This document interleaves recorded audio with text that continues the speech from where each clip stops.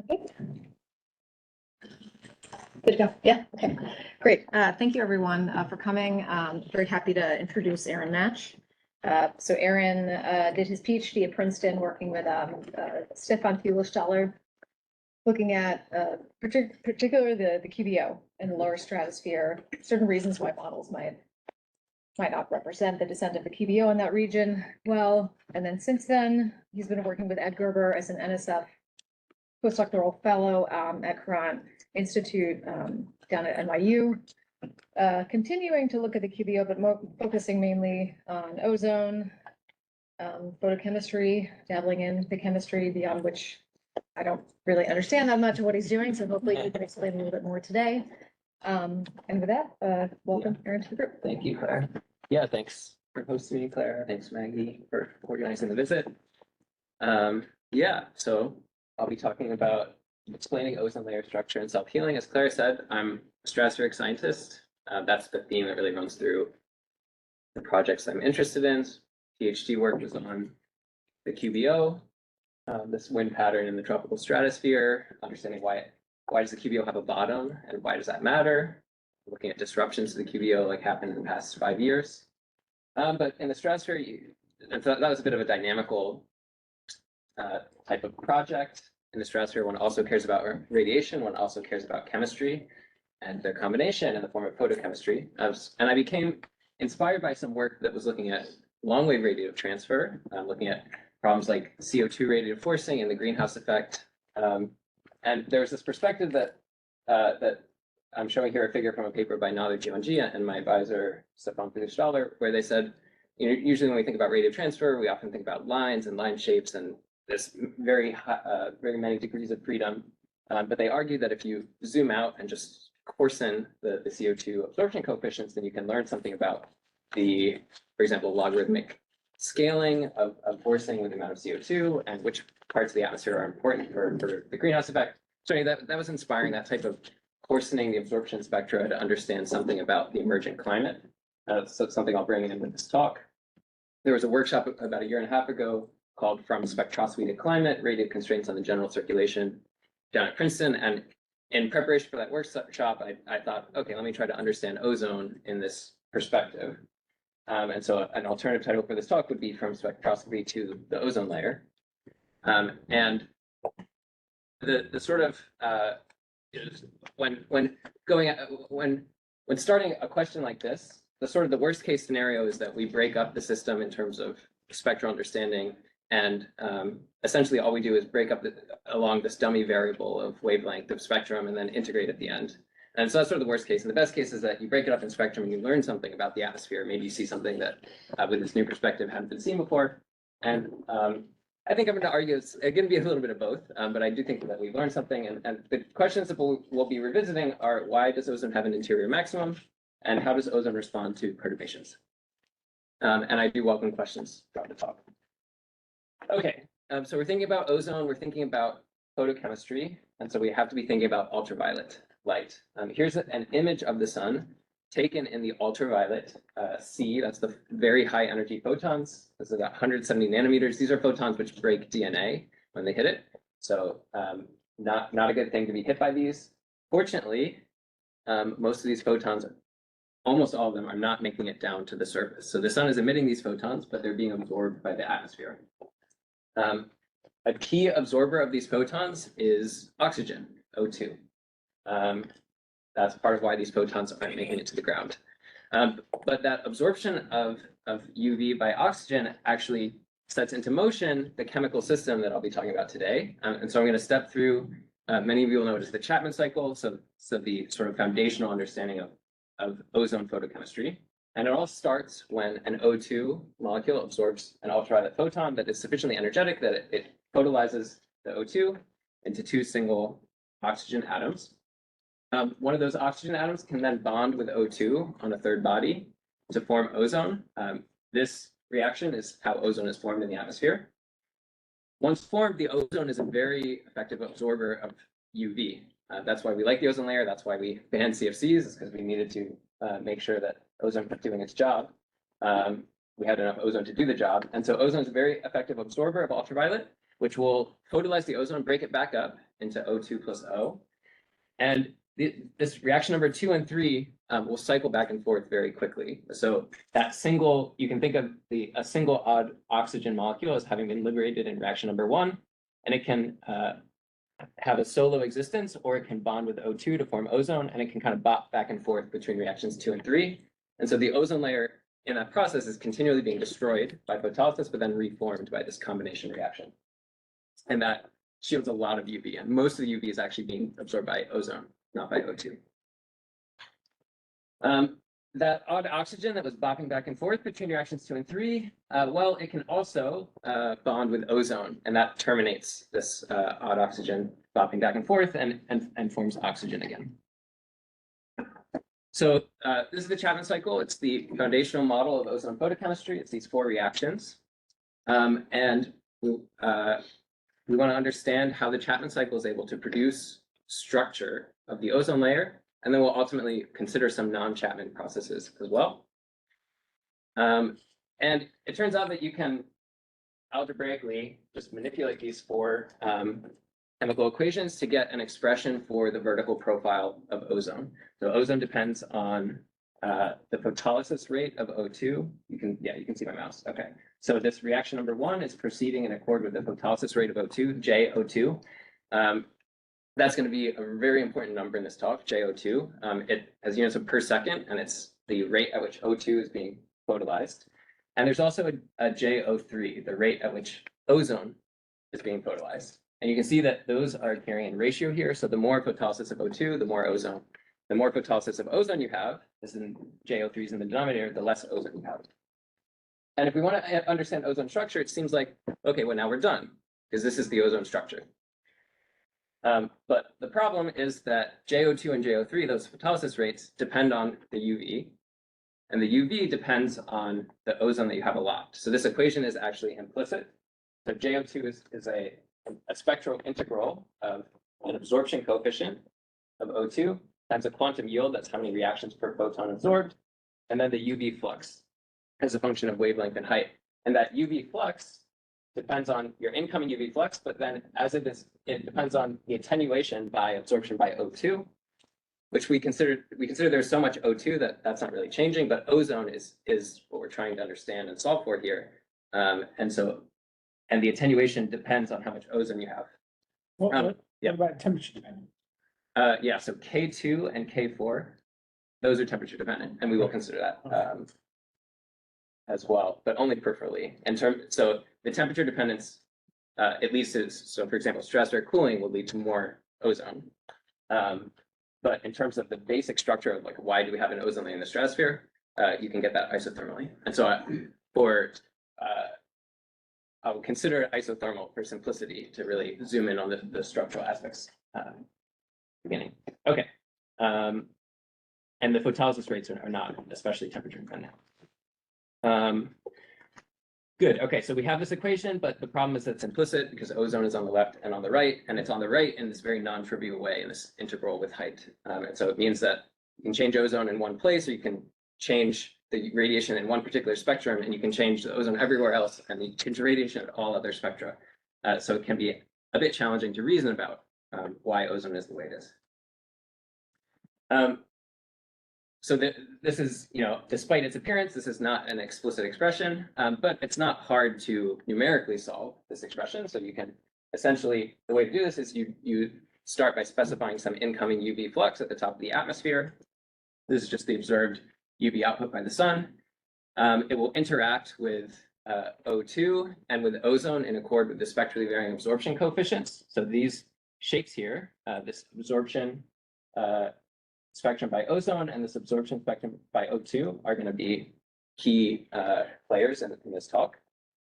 And the radiation will interact with those, and you can integrate from the top of the atmosphere down, solving simultaneously for your ozone and your UV flux. And that's how you get around this implicit problem. And the result of that is you get a Chapman ozone profile. I'm showing here in black. I'm considering overhead sun. And in general, I'm going to be talking about understanding ozone in the tropics, where there's abundant ultraviolet light and we're in a photochemical regime. And so And we can compare that with ozone from Mera 2 in the tropics, and you can see that the Chapman cycle gets the correct, the fact that there's an interior maximum, and it gets the altitude of that maximum correct. We can look at what's happening with the UV fluxes here in a spectrally resolved way. You can see that where ozone is very strongly absorbing, you can see that photons are not making it very deep into the atmosphere. So you can kind of see a reflection of the spectral structure. You can see that in the depth of penetration of the UV flux into the atmosphere. And if you look at the color bar here, this is these dark areas are where the UV flux has been attenuated by 10 orders of magnitude. So all of the UV at high energies is being absorbed by this ozone oxygen system. Okay, so we have, now we have our foundational model, the Chapman cycle, which is predicting an interior maximum in the correct place. So now we want to understand why is there an interior maximum of ozone. In surveying the literature, this is a basic question that, as many others have discussed. To answer this question, I'm going to argue that they actually have come up with two different answers. And they both are appearing in different textbooks. The first explanation for why ozone has an interior maximum, I'm calling the source-controlled paradigm. It's the much more common explanation, and the argument is that we can think of the ozone maximum as occurring at the location of the maximum in the ozone source, or close to it, and that maximum in the ozone source occurs at a sweet spot in the product of JO2, that photolysis rate of O2, and then the amount of O2 that you have. Okay, so essentially the photolysis rate of O2 is decreasing quickly towards the surface. The amount of O2 you have is, of course, O2 is well mixed, so it's increasing towards the surface, and their product has this sweet spot that has an interior maximum. Who has heard this explanation for why the ozone layer is in the stratosphere? Interesting. Great. I'd be surprised if more people have heard the next one, but let's see. There's what I consider to be the minority explanation for why there's an interior maximum is I call it the source sink competition paradigm. And it's the idea that the photolytic sink of ozone is participating actively in structuring the ozone layer, and that the ozone maximum results because the photolysis rate of O2 drops off more rapidly than the photolysis rate of ozone. And then eventually you weight that ratio by oxygen and you end up with an interior maximum. But the key here is that the photolytic sink is an explicit part of the explanatory framework. Has anybody heard that explanation? Okay. Who are the authors on these two? Michael McElroy from Harvard, and this is Yves Berger and Daniel Jacob. Actually, Daniel Jacob appears on both. He's gonna have it both ways. First page, that's Danielle's 1995 textbook, right? The fifth one on this. This one is No, the second bullet point Oh, the second book. is 1995 Jacob. That And then he says that he explicitly. updates it in his textbook from Um, 2 years ago. we could, if we can think of it as maybe there's chronology to it, maybe there's been some sort of quiet learning or something, but so we'll have to see what we'll end up with. Science actually being done by writing textbooks. That's unusual. But I think he's getting at it. It's about what we really know and what we really don't know. No. Good. Okay, so two paradigms. Of course, when we explain something in a textbook, often there are simplifications, right? You're not going to bug a high school physics teacher for teaching somebody Newtonian physics. Like, oh, no, that's not correct. So maybe could it be that these writers were just using different levels of specificity?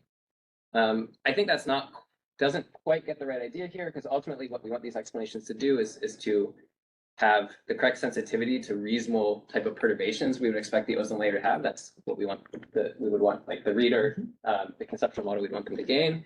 And I think in pretty relevant ways, these two explanations have different sensitivities. For example, to Earth-Sun distance, or to anything involved that affects the photolysis of ozone is going to have make different predictions between these perspectives. So I think it does matter which one is correct, and they're not actually different dimensions of specificity. They're also qualitatively different. And what I'm going to argue is that the Chapman cycle maximum is not source controlled. Rather, it is arising from source and competition. This would be consistent if we thought that Daniel Jacob had changed his mind to get the correct answer in the subsequent writing. But the story, yeah, it has some nuance to it. Okay, so why am I arguing that the Chapman cycle maximum is not source controlled? Okay, first of all, there's a basic fact which has existed somewhat uneasily with the source control argument, which is that everybody knows that the ozone source is actually pretty far above the ozone itself. So in the Chapman solution, Isn't that like a pretty fundamental problem? Like even in 1995. yeah, so there's a bit of tension there. But I mean, perhaps these are close, and so maybe we could say, okay, so the ozone source it's 20 kilometers above the ozone maximum. That's quite a lot. Maybe there's something that's making them be close together. We could ask, in spite of the fact that they're quite far apart. And so to try to zoom in on that question, that's where now the sort of simple spectral model type perspective comes in. So what I'm going to do is I'm going to say, okay, I'm going to let the Chapman cycle reveal where it likes to position the ozone source and the ozone concentration, but under idealized spectral boundary conditions. And in particular, I'm going to choose the simplest ones I could think of, which are monochromatic. Okay, so what if ozone, instead of having all this structure that is in the fainter lines, what if ozone was just absorbing with some constant value and O2 was absorbing with a different but constant value over some wavelength range? And under these monochromatic spectral boundary conditions, we can see how Chapman likes to produce a maximum. And here's what we get. The ozone source is still happily up in the stratosphere, but the ozone concentration is now maximizing at the surface. So this tells me that the Chapman cycle, there's no reason in the Chapman cycle that we should expect the source to be co-located with the concentration. They're subject to different dynamics. And in particular, it really is that ratio, JO2 divided by JO3, that is affecting the location of the ozone maximum, not simply JO2. And that in the monochromatic situation, that ratio is actually constant all the way down to the ground by construction here. And so the radiation imparts no structure to ozone, allowing ozone to simply scale with oxygen. And that's why it increases all the way to the ground. So it seems that the interior maximum of ozone is not coming from those 4 Chapman reactions. It's coming from something about the radiation spectrum. And what is that? Well, we can play around with different, adding some complexity to the ozone absorption. And what I'm going to do is, inspired by reality, if you see, ozone absorbs across a much wider range of wavelengths than does O2. So we can simply extend the absorption of ozone into what I call the extension window. The reason that there's an extension window is that the bonds which hold together the ozone molecule are actually weaker than the bonds which hold together O2. So those high wavelength photons that have lower energy, they're able to break apart ozone, but they're not able to break apart O2. And that's why ozone has stronger absorption. Sorry? Vice versa. Okay. They're able to break apart O2, no?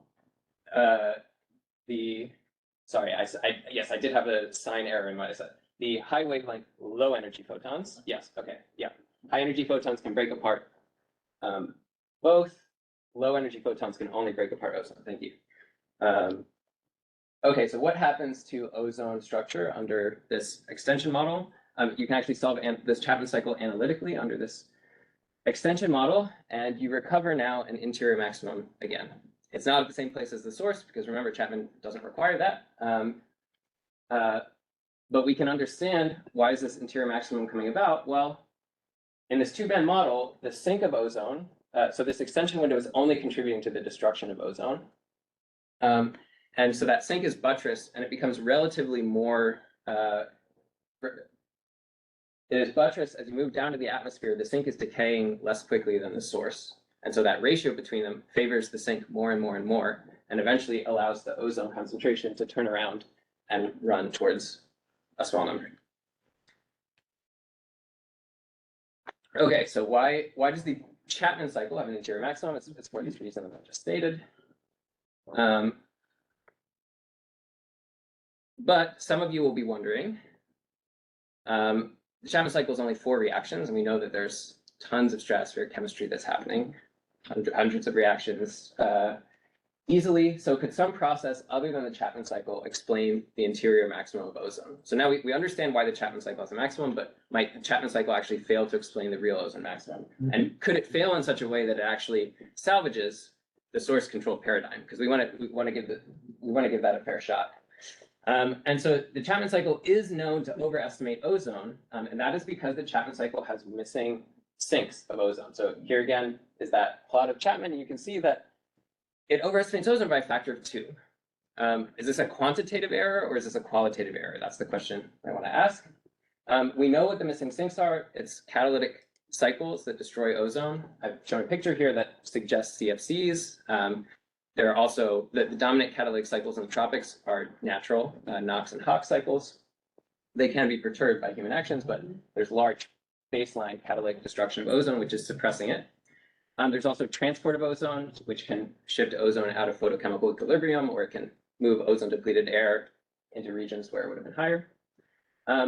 And these missing sinks, so if we want to give them their shot, we will note that if the dominant sink of ozone was not photolytic, then the ozone layer would actually become locally source controlled again. So picture a simple ozone budget where you have some source of ozone coming from photolysis, but now the sink has nothing to do with photolysis. If there was some kappa O3, some damping like process from catalytic chemistry or transport or something, that if that didn't depend on photochemistry, then you would end up with ozone simply scaling with the source divided by the damping. Okay, so that would seem to recover the source control paradigm. So this is now a quantitative question we have to ask. Well, does reality actually look like the source control paradigm in this way that's meaningfully, qualitatively different than Chapman? To do that, I went ahead and did some back of the envelope type estimates by taking the most important catalytic cycles in the atmosphere, in the tropical stratosphere, taking representative values for the concentrations of those constituents in order to estimate damping rates, these kappa values. And what I'm considering here is a damping of ozone, so kappa O3. I'm also considering a damping of atomic oxygen, which will interact with Chapman. It will plug into the Chapman cycle in a different way. These representative damping cycles, you can sort of ground truth them by comparing them to the time scale that you get for ozone damping from a linear ozone model. And I'm showing that that's the black curve called Carryall. Thanks to Daniel Carryall for sharing the coefficients of his linear ozone model. And you can see we're going for basically an order of magnitude regime characterization here. And I would say this is a good enough hit that we can perform that calculation. And so we want to know, is the ozone layer having a non-photolytic sink or a photolytic sink? Okay, so here's the Chapman solutions from before. Now here's the damped Chapman where I put in those kappa values. Those shown in dashed, and you can see that the damped Chapman corrects the ozone amplitude, which is good. That's what it's supposed to do. You can see that the source is still 8 kilometers above the stock. Okay, so they're closer together. They're not the same. What you can actually do is look level by level to see whether this new solution is in a photolytic sink regime or a non-photolytic sink regime. So it turns out it's not the same everywhere. Actually, there's both regimes are present in the solution. So there's a photolytic sink regime above about 30 kilometers. And what that means is it's not that the Chapman sink of ozone is dominant up there. It's still catalytic cycles that are dominant up there, but those catalytic cycles require atomic oxygen. And that's produced by photolysis. And so photolysis is still necessary in the chain of destroying ozone. And so if you increase that photolysis, you reduce ozone. And so photolytic sinks are required above 30 kilometers. Below 30 kilometers, the ozone layer is in more of a non-photolytic sink regime. And that's where you have catalytic cycles, which operate just on ozone without requiring atomic oxygen, or you have transport, which is simply damping ozone with respect to the depleted ozone from the troposphere. And this makes the story a bit interesting, actually, because this transition between the photolytic sink regime and the non-photolytic sink regime is right around the ozone maximum itself. The way that I can best explain what's going on here is that I actually think there could be two admissible explanations for why ozone has a maximum. And they depend on whether we're looking from above or from below. So we look from above, we would say, okay, we're in a photolytic sink regime, and the radiative structure requires that there be a maximum. And the Chapman cycle, which is in a photolytic sink regime, predicts the correct maximum at the correct location. So that is a valid way to explain the ozone maximum. Another way to explain it would be to say, if for some reason ozone has been increasing all the way down to this interface here, below which we're in the non-photolytic sink regime, and now we cross into the non-photolytic sink regime, well, we know that now we're below the maximum in the ozone source, and so ozone is going to be required to decrease with height in that source controlled regime. So ozone is sort of locally source controlled below 30 kilometers. And so what that's telling us is we wouldn't necessarily expect the ozone maximum to be at the maximum of the source, but it could tell us that the maximum would be at the top of the non-photolytic sink regime. And so that could be a valid way to explain it. That's not quite the way, I haven't seen it explained that way. So in some sense, I started this section with two ways that people explain the ozone maximum, and I've ended with two ways, but they're not the same as what we started with. And in neither case do I think they endorse this source controlled paradigm. Okay, that is summarizing this first half of the talk. Pause briefly. Are there questions about that before I continue on to perturbations? Yeah. Since this isn't really what's in a lot of the textbooks, have you gotten any pushback on this? Have you been kind of sharing this idea, and have other atmospheric chemists been like, oh yeah, this makes sense? I'm looking for pushback here. Yeah. It's Well, a fairly new none idea. of us have written textbooks, so you're safe. All right, It makes sense. we had something similar when it came to explaining stratospheric cooling as a function of increasing CO2. There's a couple of explanations in the textbooks that are just wrong, and when people have tried to explain it more sensibly, people who read those textbooks were very confident about the rightness of their textbook and the wrongness of the subsequent explanation, and to a slightly irrational degree, I felt. Yes, it's possible there'll be some, offensiveness, and we'll see. One minor comment is that I remember when I was at NCAR, Guy Bresser was so the second author of one of the textbooks, was the head of the atmospheric chemistry division. And, because I study a sink of ozone in the troposphere, he had this whole spiel to me about how atmospheric chemists tend to focus on sources as opposed to sinks, because it's just an easier way of thinking about chemistry, input as opposed to removal. And I don't remember what that theory was about, but it sounds Sort like of it could have been about this. Meta-scientific And him theory, and yeah. Danielle figuring out that, Oh, funny. Well, for them, it's always the emissions. Emissions are wrong. So Exactly, it's kind of the same exactly. thing. But he was like, Yeah. no, we have a problem in our field because we just think about the source. Yeah. Yeah. The sink is quite complicated, and it's part of why I think it's Yeah. been somewhat slow progress with the photolysis of ozone, depending on the ozone itself, so strongly that Right. it's hard to tease apart. That's why I've done this sort of simple, like idealized boundary conditions to try to tease apart the behavior, because it's hard to just see it, to diagnose it by just looking. The other thought I had is like, why is MERA 2 valid, or like the benchmark for ozone? Like, what do they use? I'm perfectly happy with the MERA 2 ozone for the purpose of saying that Chapman is off by a factor of 2. Sure, I don't. The next slide you showed, it was much closer, Uh-huh. but you were suggesting that there were still discrepancies. So This one, This yeah, one. the damped Chapman versus. right, so I'm happy with the damp Chapman being pretty close to matching MERA, and then this discrepancy is between the Chapman stock and the Okay, but you're not, source within Chapman, but You're not trying to go MERA 2 I'm further. happy with. in terms of the ozone dam Chapman versus MERA to illuminate. Yeah, I haven't And that's just tropical profiles, right? Yes, tropical. Yeah, the tool that I'm using is so much more crude than the admirable things that they're doing at Mara that Which might. anything, any difference Isolating is, MLS, would be my so. fault, yeah. Yeah, but that's totally wrong. Yeah. Good. Okay. Let's see. Great.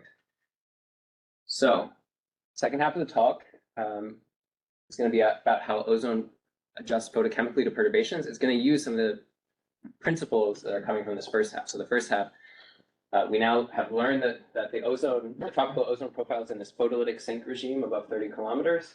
And within that regime, the photolysis of ozone plays a key structural role in the basic state, and it will turn out also in the response to perturbations. So here's an example of a perturbation that barely shows up on this color bar. What I'm showing is the percent change in ozone in response to CFCs. These are the ozone depleting substances. Locally, when you put a CFC into the stratosphere, it depletes ozone. And so we kind of should expect this whole map to be blue. But for about 50 years, chemists have regularly noticed that ozone, in response to CFCs, it tends to increase a little bit in the tropical lower stratosphere. This is actually red. It's subtle. It's very robust, but quite subtle. But what I'm interested in is that they call it self-healing, and interested in understanding self-healing as a manifestation of a more general process that's happening in the stratosphere. Okay, and there is a conventional explanation for self-healing, just one this time. The idea is that depletion of ozone aloft increases the photolytic source of ozone. More UV is able to get to deeper levels, which can produce ozone down below, and so ozone increases. What might I dislike about this explanation? Doesn't take into account the sink. That's right. That should be the tagline of the talk. Okay, so this explanation it's in the source controlled paradigm. It's only true in the non-photolytic sink regime, so it will be strictly true below 30 kilometers, and possibly not true at all above 30 kilometers, which is where about half the ozone is. So we ask, how does ozone respond to perturbations in the photolytic sink regime? And now in this case, depletion of ozone aloft increases both the photolytic source of ozone, but also the photolytic sink. And what matters is how their ratio is going to change. Actually, just by staring at this curve with the cartoon of, oh, we have more of one and more of the other, well, you don't know how the ratio is going to change. So if the extra radiation disproportionately drives a source of ozone, then you'll get self-healing. And we call that more generally photochemical stabilization. It can apply to perturbations in either direction. That is, if you increase ozone aloft, you get less radiation, which could disproportionately reduce the sink, reduce the source, and you get what chemists call reverse self-healing, which is a terrible phrase. It's just confusing. If, on the other hand, the sink is more sensitive to your perturbation, then you get something new, photochemical destabilization. And when I say this is new, I mean, so Dennis Hartmann mentioned it in 1978, and that's it. So new-ish, but it's forbidden within the sort of standard explanation for how ozone responds to perturbations, but we want to know, is this happening? Is this something we should care about? Photochemical destabilization. Might the sink conceivably be more sensitive than the source to perturbations in UV? And so this is a quantitative question. We're going to have to ask a model that we trust to represent ozone. And the way to ask that question is to grid cell by grid cell within a model, take a grid cell which will have some chemistry taking place. There's photons passing through. There's some net production rate of ozone. And the question you want to ask is, if you perturb the ultraviolet entering that grid cell to represent a change in column ozone above you, change column ozone, you have different UV coming in, what happens to that net production rate of ozone? If you've depleted ozone aloft, then, and if in response to that, you get increased production, increased net production, this is photochemically stabilizing, and will tend to, your ozone will build up, and actually that will damp your UV perturbation towards the surface, because that new ozone will absorb UV down towards the surface. That's the conventional way that the system responds. If, on the other hand, the net production rate of ozone decreases in response to this increase of UV, then your ozone will decline, and you actually end up with a bigger UV anomaly at the bottom of your grid cell than you have at the top, and it can grow down towards the surface. Okay, and so we want to do this in a model. There's good news, which is that somebody has already done this in a model. This is actually a standard practice for calibrating the coefficients of what are called linear ozone models. These are computational tools for speeding up ozone chemistry calculations in comprehensive models. So instead of doing all the hundreds of reactions for ozone chemistry, you can instead linearize ozone with respect to key variables of perturbation. And one of those variables is column ozone. So people have done this calculation. And so thanks again to Daniel Carriol for sharing those coefficients. The standard view would expect that this map should be blue. And so I've shown a hypothetical stabilization world in all blue. That's just a rectangle. Here's what Daniel Carriol actually found. So very strong destabilization in the tropical upper stratosphere above 40 kilometers. We're going to ask 3 questions here. What are the spectral origins of this destabilization? What sets the transition from destabilization aloft to stabilization below? And why is the transition altitude higher as you move towards the poles? Okay, and to get a handle on this, it turns out that we can emulate the full comprehensive chemistry climate model with our Chapman cycle if we just solve it column by column with latitude and just changing the sun angle to represent changing latitude. And you can see that Chapman actually pretty beautifully reproduces the photochemical stability of the ozone layer. And so now what we actually can do is we say, okay, if we can understand why Chapman is behaving this way, then we've understood photochemical stability in that photolytic sink regime. Okay, so now we're going to look for the spectral origins of photochemical destabilization. And to start, let's return to that monochromatic Chapman model. Does that have photochemical destabilization or stabilization? And actually, a common explanation for why you get self-healing is that when you have overlapping absorption by ozone and O2, that's what leads to that stabilization. It's because photons that used to be absorbed by ozone can now be absorbed by O2. So we might expect to see stabilization in this case, but actually, the monochromatic model is photochemically neutral. It has no sensitivity to column ozone aloft. And that's because column changes in ozone affect the source and sink in exactly the same proportion. All right, what about the extension model? Does that have photochemical stabilization or destabilization? No, again, for the same reason. The perturbations in ozone have a uniform effect on the UV fluxes in terms of that ratio between the source and the sink. So the way to get photochemical destabilization is you actually have to have some change in the ozone absorption coefficient within your spectral domain. And so we're going to look at 2 cases, a case with enhanced absorption in the extension region and a case with suppressed absorption. Here's the profiles of ozone that result from solving that system. This now has to be solved numerically because there are not analytical solutions for this implicit problem. And what we're going to do is we're going to impose a test on this numerical solution. We're going to remove some ozone at the top of the atmosphere and then see how the system photochemically adjusts in response to that. Okay, and what we see is that there's both self-amplified destruction, and that's occurring in response to the enhanced extension absorption, and there is self-healing under the stabilizing extension window. And the intuition here is that the extension window, this is where the ozone sink, absorption for the ozone sink is occurring. And when that ozone sink has higher absorption coefficients, that means the sink is more sensitive than the source to perturbations in ozone. And that's the destabilizing configuration. When you have absorption that's lower in the extension window, that means the sink is relatively less sensitive than the source to perturbations in ozone. And so we can actually smoothly vary this model from being destabilizing to neutral to stabilizing. Is it obvious why the amplitude of the change is so different between the two?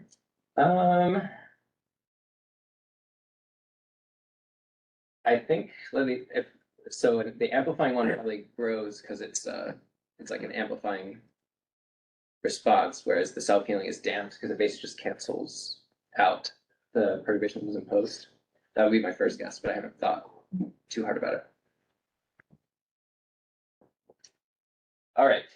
So in our real atmosphere, we saw that there's destabilization above 40 kilometers and stabilization below. Why are we having both in the real atmosphere? Well, we can actually interpret that in terms of just thinking about the absorption coefficients for ozone and O2. So when you're high up in the atmosphere and you have low column ozone, you can see that the strongest absorption is happening in the extension window. So the ozone sink is more sensitive to perturbations in the ozone source. And so that is the spectral origins of that destabilization in the upper atmosphere. On the other hand, if you have high column ozone, you move down low into the atmosphere, then these very strongly absorbing wavelengths have dropped out. Remember that UV has been attenuated by 10 orders of magnitude or whatever. And the only wavelengths that are remaining, you can see actually you have lower absorption in the extension window than you do in the overlap window. So the key here is that the extension has both higher and lower absorption than the overlap window. And the transition then should be predicted to occur at a column ozone value that corresponds to saturating the overlap window. And that column ozone is about 10 to the 18 molecules per square centimeter. And so we can just go back into our two solutions and plot a line that has a constant slant column ozone at 10 to the 18. You can see that it does a pretty good job of reproducing the transition from destabilizing above to stabilizing below. And that allows us to answer our third question: why is the transition altitude higher towards the poles? Well, that's because the sun angle is more oblique. And so for a given ozone profile, you have reached that column ozone threshold at a much higher altitude. All right. Good. Okay. So we've learned something new about how ozone responds to perturbations. Here's a look again at the sort of motivation here, that self-healing, and this is on the right now, I'm showing the response to stratospheric cooling, which is often pointed out to exhibit reverse self-healing, these reductions of ozone.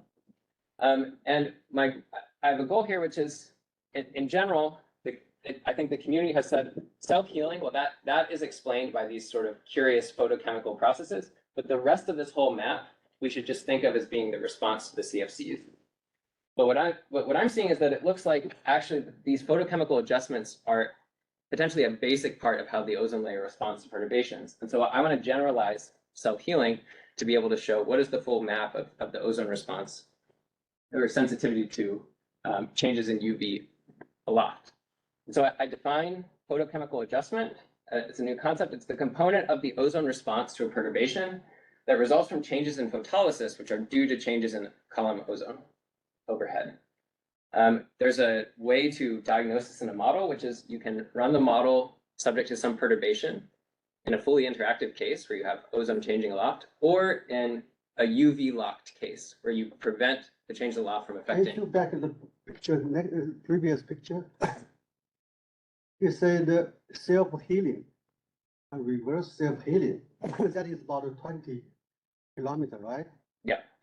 In that altitude, the ozone is dominated by transport rather than chemistry. So how you can say it is caused by chemistry rather than caused by concomitant dynamics? Right. Yes. So that's right. So this self-healing and that reverse self-healing, they are in the non-photolytic sink regime, and transport being one of the key factors there. So the concept of photochemical adjustment is going to, and it's a good caveat, that concept is designed to apply in the photolytic sink regime above 30 kilometers. So it isolated two different causes. One is caused by dynamics, one is caused by chemistry. The self-healing is In that altitude. it's still a consequence of chemistry, but it's within the source Or you control. can say it's not caused by dynamics. What is proof? You can't see it on the map, but you can look at, so You need it's a natural prove question to that, say, right? oh, have we changed You the need to prove circulation? that, right? You need a diagnostic proof. that's right, yeah. That has, I can show you work that proves that. I don't show that here, yeah. And probably in the next slide, those are fixed SSTs. Right, on the slide after when you were talking about, so This if you is, just wanted to, if you wanted to diagnose that, so the blue anomaly in the right-hand panel on the previous slide, you could just look at the fixed SST experiment. To see how much of the stratospheric cooling alone, absent any kind of circulation change driven by SSTs, would produce a response like that. I think what Tihan is suggesting is you can get that anomaly there just because of the increased change in upwelling. yeah. I mean, so this anomaly, I think in general, people talk about the ozone hole strengthening the pyridopsin circulation. Yeah. And so you would actually expect the opposite. You would expect a reduction. So it has to overcome the dynamic, but I haven't shown that. But like, so I actually think that it's possible that photochemistry is overcoming a dynamical anomaly in the People opposite don't talk about photochemistry, that altitude usually, right? Yeah, I mean, Any kilometer, it is ozone lifetime is more than 100 days. it's in a photochemical balance between production 100 and days transport. lifetime, Ozone not is several days. ozone is starting to grow with altitude at those levels. So that's above the ozone pause. So ozone has already started to be produced, and its transport and photochemistry are co-dominant. The number density maximize that altitude, right? But this concentration maximum is above 30 around 30 kilometers. It's different thing, right? The concentration, Concentration at the ppm, yeah, maximum is located about 30 kilometers. But it's the number density is about around some 20, something like that. yeah, the number density maximum is between 25 and 30. So that is region is dominated by dynamics transport rather than by chemistry. 20 kilometers. So photochemistry is It's much there is, minor. but there is ozone there, and it Yeah, over there, but not much yeah. chemistry. So there's the ozone maximum is down there. So and that's been Maximum produced is- photochemically, right? That's well known that is caused by dynamics, that the number density, you should number density. The maximum number density caused by dynamics transport. The 30 kilometer maximum is caused by chemistry. Okay, let's talk more. Yeah. I'll continue. Yeah, we Yeah. distinguish two different cause. Okay.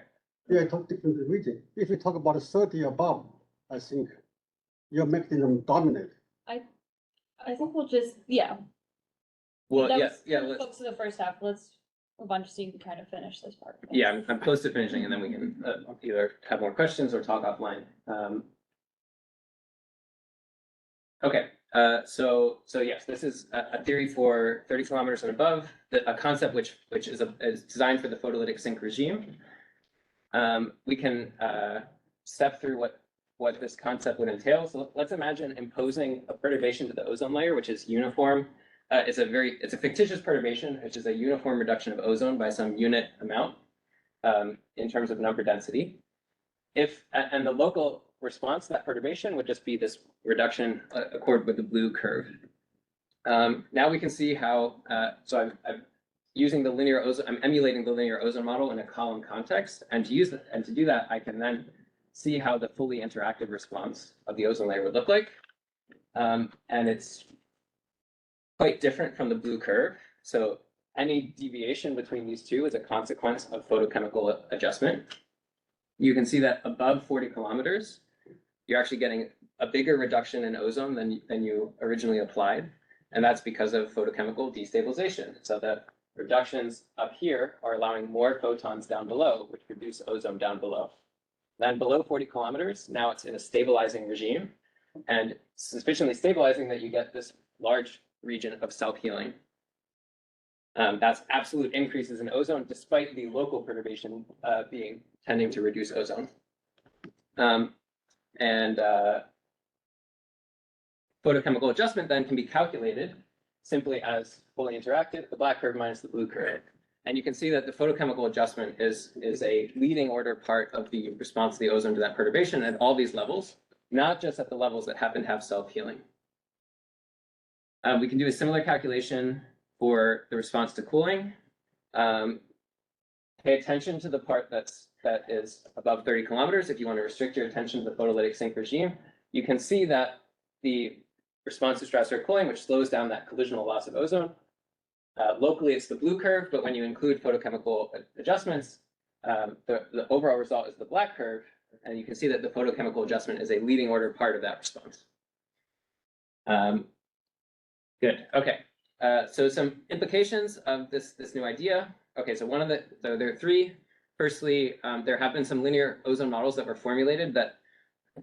Okay, the McCormack et al. 2006 formulated a linear ozone model where they a priori neglected any changes in photolysis of ozone as being important. So this would rule out photochemical destabilization and could bias their photochemical sensitivity. And so it seems that that wouldn't be justified as a decision in the photolytic sync regime. Two, this aliasing of photochemical adjustment. So I think the photochemical adjustment is a leading order part of how the ozone layer responds to perturbations. In general, I think the community interprets the response to a perturbation in terms of assuming that whatever change they see is the local effect of that perturbation, but it might include a very large effect due to changes in ozone aloft. And then there's a physical implication of this for the paleo ozone layer. So I've shown that the destabilizing region is at column ozone of less than 10 to the 18. But during Earth's history, and currently that column ozone threshold is very high in the atmosphere. But in Earth's history, there's actually times, most of the time, there's substantially less oxygen than there is today, and substantially less ozone. And so that column ozone threshold could actually have occurred much lower in the atmosphere, meaning that the entire photolytic sync regime could have been in this photochemically destabilizing mode. And that would increase both anything that would tend to increase ozone would have a bigger increase than you expected. Anything that would decrease ozone would have a bigger decrease than expected. So it could have increased variance in UV that was experienced by early life. There was also a lot more UV though. If you look at the sun's transition evolution from of the sun. Yeah. That's right. Yeah. So that would push it back up again, right? That would push. So you'd have more ozone. I mean, with more UV, you have more ozone. Right? So you have a balance between on the spectra, the spectrum of the UV. Oh, right? there you go. Well, maybe you could assess that. Yeah. Yes. No. I would like to get my hands on a model that can do a paleo ozone layer to kind of ask some of these questions. Yeah. Can we do any? Does the Rocky 3D do very low ozone, very low oxygen? I think the intention is that it does. But not yet. We'd have to talk to Kostas, but I was just investigating a parameter in the chemistry code that in theory allows us to do such things. Seems possible. Yeah. Okay. So I actually didn't get to talk about the response of. I have some work looking at how tropospheric expansion is affecting the response of ozone to global warming. That's published, and then this new work on stabilizing and destabilizing photochemical adjustment it's in a preprint under discussion, which means if you want to ask me about it, you could influence what ends up being said about it, and so feel free to have a look at that. And yeah, here are my conclusions, and happy to take questions.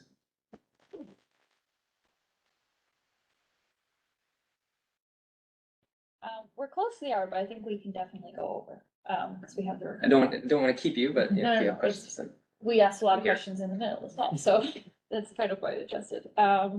Yeah, so if anyone online has questions, you can put them in the chat, or you can unmute yourself, otherwise we can open it up. Everyone in the room? I think it's funny that this field has just like come up with its own terminology for amplifying and negative feedbacks. Like, why not just use positive and negative feedbacks like everybody else? For self-healing. Yeah, Yeah. And self-healing. It's like we're feeling for the ozone layer. The poor little ozone layer has been damaged. It has to heal. Yeah. Yeah, the terminology is a bit. One thing so it's epistemically a bit not. It's not exactly a feedback in the sense that the change. So if you perturb UV up here, you get some change in ozone down here, some change in UV down here, but you're not affecting the original one. So it doesn't. there's no feedback. And so I can see why people would be hesitant to use the term feedback. Oh, yeah, but like the terminal- amplifying process or.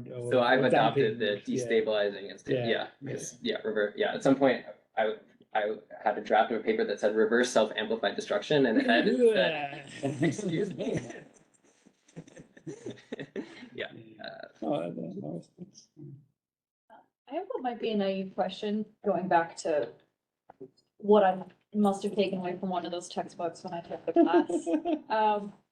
This right plot with the stabilizing, destabilizing, does that differ seasonally? Because what I was like traditionally taught with destruction from CFCs is that it's very seasonally dependent because of polar vortexes, and that's why you got this big destruction over Antarctica. Yeah.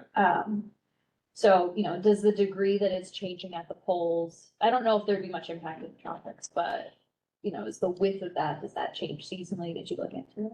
Yeah, so the biggest seasonal effect is the change in sun angle at any given altitude. So I'm plotting March here because that's close and sort of close to the equinox, where I can back at the envelope approximate latitude and sun angle as being the same. Mhm. But when the sun moves into a given hemisphere, then the destabilization sort of follows it. There is some red down here, and I don't understand that. I haven't studied that. I've really been focusing on the tropics with this theory.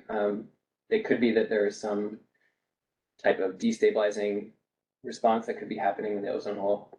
I'm not sure. Yeah.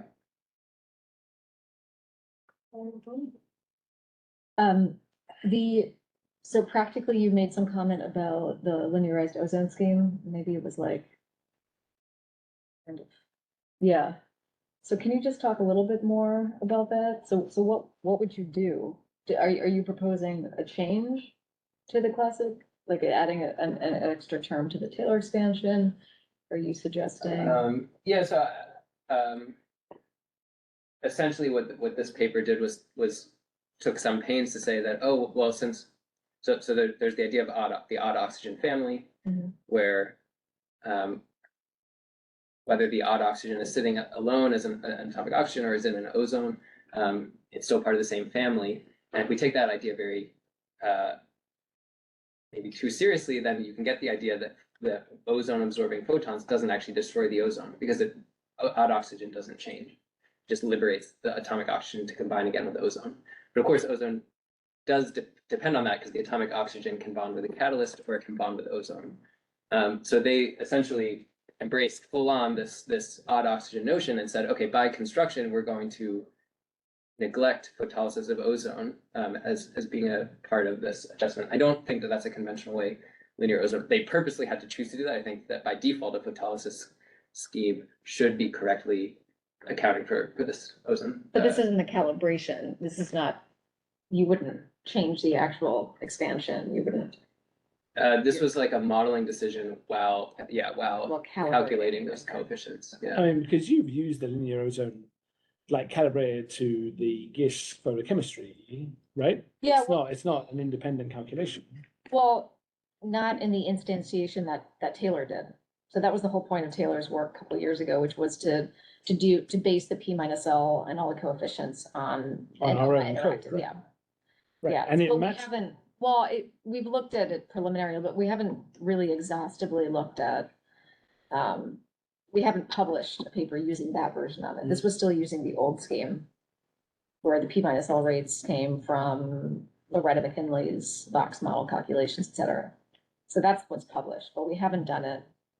We haven't published a version. But I don't know that they would have neglected Yeah. half the terms Yeah. when they did their expansion, right? And the response in the linear ozone models compared to running the full ozone, it's actually pretty comparable, right? Yeah. So we're not seeing some massive difference in sensitivity. So Yeah, we're not. I'm guessing that our linear ozone does not do what McCormack, even though we reference everything to McCormack, as I recall. McClendon. Oh, We didn't okay. put Oh, any that's details. a different paper. Okay. Yeah, that's why. I got my max mixed up. That's the That- question at all to that. That's why, I mean, I'm not familiar with, I mean, you showed the expansion before and it seems pretty consistent, but it must be, I think the key term is the key phrase is the calibrating the linear ozone model. Yeah, here. so those, I mean, it'll have the same terms, but in calculating what is dp minus L Okay. to column ozone, Yeah, there are some modeling decisions that can be made. yeah. and how- I didn't know if you were suggesting an expansion. So yeah, that's. So you're not condemning all linear ozone modeling here, No, this, no. this guy. Uh, I'm not condemning all of the new ozone modeling, yeah. Yeah. And I'm saying they made an assumption which I think doesn't apply in Got it. above 30 kilometers. Yeah, no, yeah, I think in general, many of these results are instances where a model is probably doing the correct thing. Maybe it wasn't noticed, maybe because we didn't have a framework to think about it. Now we understand what was perhaps happening all along. And then just a second question about something you did not talk about. So the previous slide, just curiosity. Like this one, no. Yeah, the title of the expansion. Okay. Tropospheric expansion of global warming reduces this ozone. So are you saying, so people typically think, and this may go back to what, well, Tihan's not here anymore, but Tihan, and I understand where he's coming from. I think he's thinking that when we see that blue blob in response to kind of 4 times CO2, you're just focusing on the stratospheric cooling portion of the CO2 response. But when we see that blue blob in the lower stratosphere, we think, oh, this is dynamics We dominated. think This that, is the, we do, yeah. And that's correct. Yeah. It's So, in and a that's non-photolytic really- sync regime. yeah, so that's, and that's, Yeah. so I think that's where he was, what he was It's not, trying to it's say. not a different, it's not a different statement. Yeah, that reduction is dynamics. What that paper is showing is that that reduction has been attributed to strengthening upwelling Okay, in the past, and what we show is that tropospheric expansion is also a leading order contributor to that reduction. okay, in other words, if you plotted that, so that strengthening in the upwelling relative to the tropopause height, that would go away. Is this like an Oberlander statement? That's what I'm asking. Is this, are you saying that? Because I think tropical lower stratospheric ozone to global warming, people would say that's because you have this increase in upwelling, okay? Yeah. So then is that increase in upwelling simply just moving with its expansion? That's my question. So that question is, that is how I think about how upwelling the lower stratosphere is changing. But it's not a necessary part of the argument that we make. So the argument is that there's two, I mean, I'll just briefly show them. Yeah, so I know you didn't talk about this. Yeah. But here's this whole other talk I prepared. So the troposphere is good at destroying stratospheric ozone, and so we can think of the tropopause as being the start of where air starts to rise up in the stratosphere and accumulate ozone. If you strengthen the upwelling, then you're rising faster, and so you accumulate less at any given time. If you deepen the troposphere, then you basically just reset this 0 point. It's a boundary effect, but it can propagate into the lower stratosphere. And so we basically said that, in fact, those two curves, we calculated them in a photochemical model and found that But they they're not were exactly comparable aligned. in scale, and they have different vertical structure. Yeah. Okay.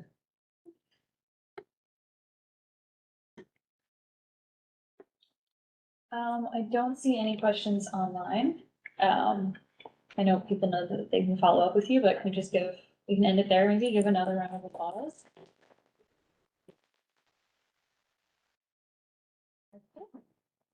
Yes, I think we're gonna talk with Gavin next. Okay, sure. Great, yeah, so Gavin's there, and then